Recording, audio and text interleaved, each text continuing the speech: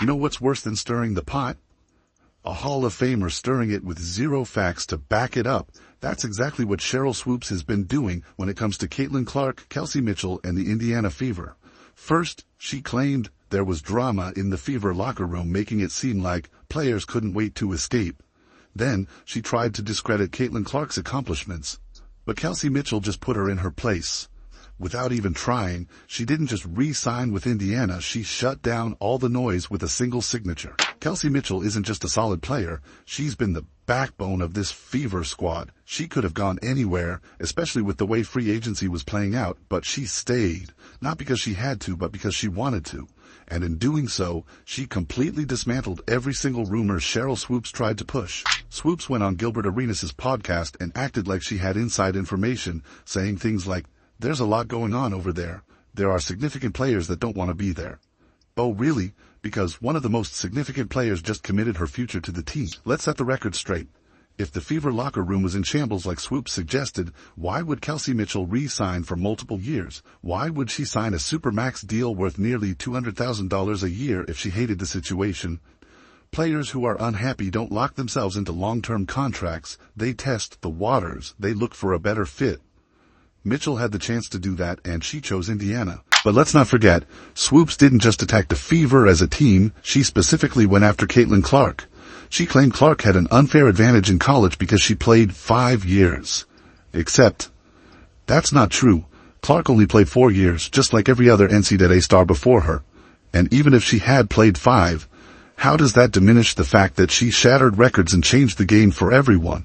It gets worse. Swoopes also tried to downplay Clark's impact in the WNBA. She implied that Clark was struggling. Struggling? The same Caitlin Clark who just became the first rookie in almost 2 decades to make the All-WNBA first team, the same Clark who set 62 records in her rookie year, the one who led all rookies in points, assists, and impact. That's struggling? If that's struggling, then every other player in the league should be praying for a bad year. This is what happens when old-school players get caught up in the back-in-my-day mindset. They see a new player getting attention, and instead of celebrating it, they feel threatened. They act like Clark's success somehow erases what they accomplished. But here's the thing. It doesn't. Sheryl Swoopes is a legend. No one is taking that away from her. But what she's doing right now, it's embarrassing. Let's talk about the real reason Swoopes might be acting this way. It's not just about Caitlin Clark, it's about the power shift happening in women's basketball. For years, the WNBA had stars, but the league itself was struggling to gain mainstream attention. Now, with Clark leading the charge, everything is changing. The WNBA is seeing record viewership, merchandise sales are up 500%, and attendance is skyrocketing. And guess what? That's not just good for Clark, it's good for everyone in the league. Even players who don't like Clark are making more money because of the attention she brings. The Indiana Fever alone accounted for 45% of all WNBA broadcast value last season. That's nearly half of the entire league's viewership impact coming from one team. And who's the main reason for that? Clark. But let's go back to Kelsey Mitchell for a second, because her re-signing is bigger than people realize. It's not just about basketball, it's about loyalty, growth, and proving doubters wrong. Mitchell has been through it all with the Fever. She was drafted in 2018, played through losing seasons, coaching changes, and a complete franchise rebuild. She stuck it out when things were tough, and now with a real shot at competing, she's choosing to stay. That says everything about the culture of this team, and it completely destroys the narrative Swoopes tried to push. Kelsey Mitchell's stats speak for themselves. Last season she averaged 19.2 points per game, shot 40% from 3, and was one of the most consistent players in the league. The Fever's president, Amber Cox, made it clear that re-signing Mitchell was their #1 priority in free agency. This wasn't just about keeping a good player, it was about keeping the heart of the team. And let's not forget how Clark reacted to the news. When Mitchell's re-signing was announced, Clark reposted it with a simple, "Duh." That's not just a casual response, that's confidence. That's camaraderie. That's the opposite of locker room drama. Players don't hype each other up like that if there's beef behind the scenes. But what's really telling is how the Fever organization responded. They didn't just re-sign Mitchell, they made her a core player. That means they built the future of the franchise around her. That means everything Swoopes said about players wanting out was a lie. And let's be real for a second. If Caitlin Clark were a locker room problem, Kelsey Mitchell wouldn't have re-signed. She's a veteran. She's been around long enough to know when a situation is bad. The fact that she's staying tells us everything. Meanwhile, Swoopes is out here acting like she has sources. But where are they? Because every player on the Fever who's actually speaking publicly is saying the opposite of what she claimed. Let's be honest, Swoopes just got caught talking without knowing the facts, and instead of admitting she was wrong, she's doubling down.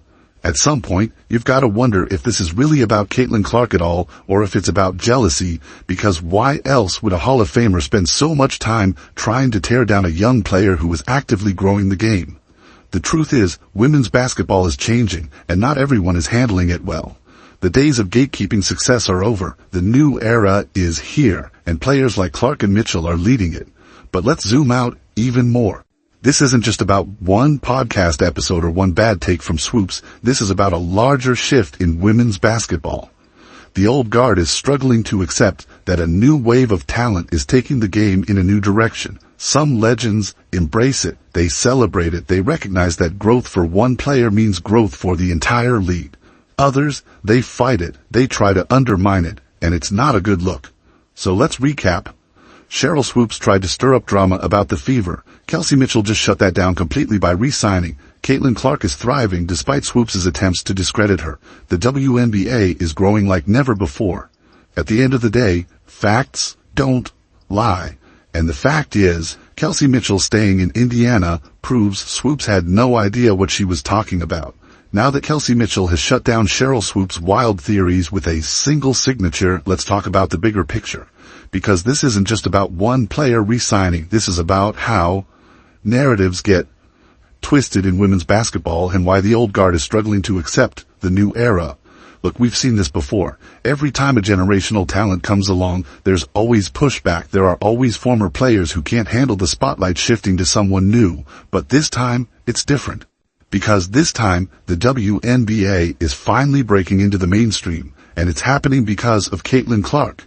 And instead of celebrating that, some people, including legends like Swoopes, are acting threatened. Think about it.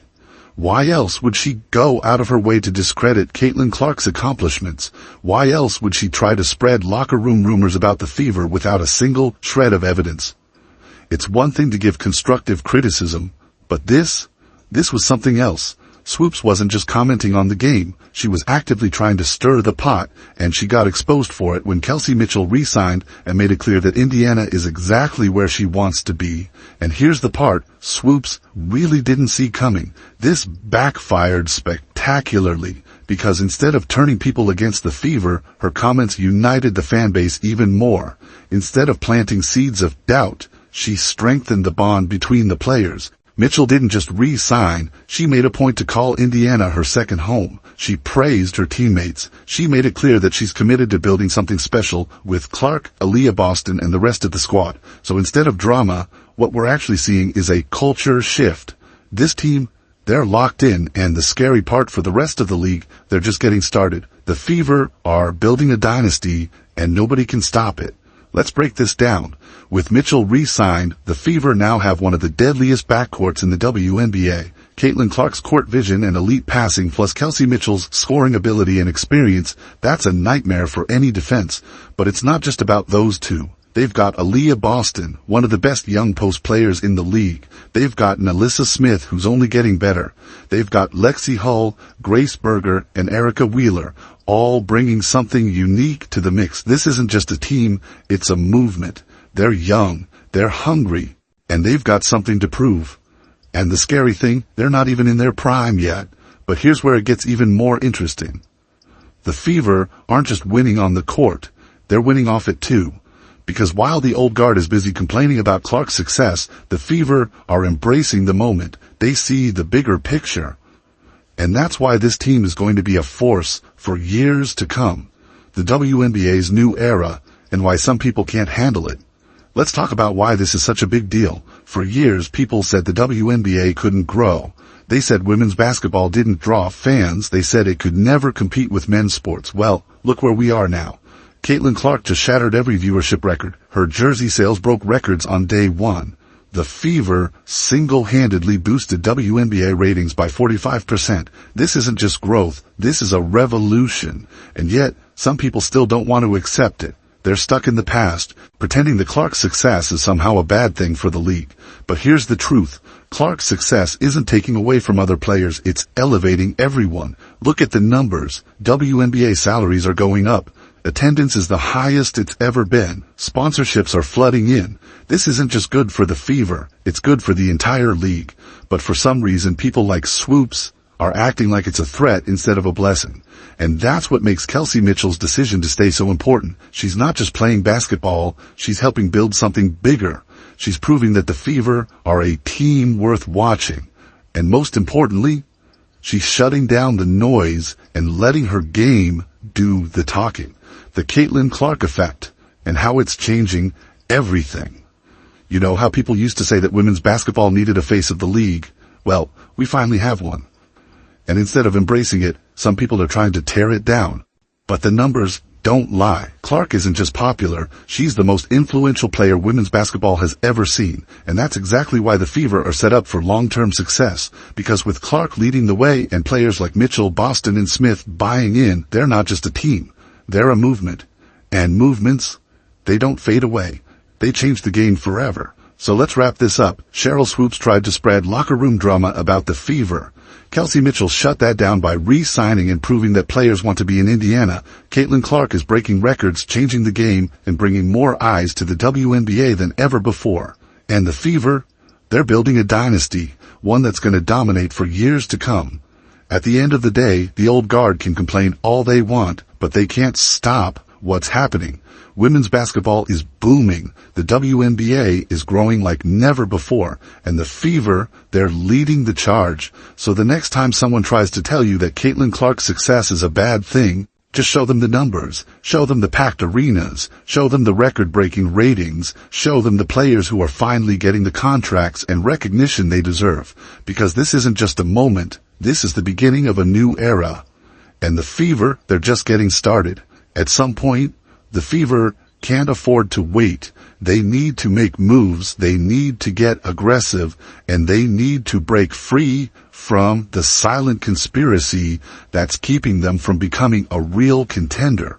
So what can the Fever do? First of all, they need to start looking outside the traditional routes of building a team. Maybe free agency isn't the way to go right now. Maybe they need to consider trades. It might be time for the Fever to get aggressive on the trade market, looking for players who can help them right now. They need players who will complement Clark and Boston's skill sets, players who are ready to contribute from day one rather than relying on rookies or developing players. Secondly, the Fever need to create their own narrative. They can't keep waiting for the league to give them permission to be great. They have to take matters into their own hands, whether that's through creating more media buzz, making bold moves in the market, or reaching out to players directly. They need to get aggressive about showing the world that they're ready to win now. Finally, they need to rally the fan base. The Fever supporters are among the most passionate in the WNBA, and Indiana has one of the most exciting, young, and marketable cores in the league.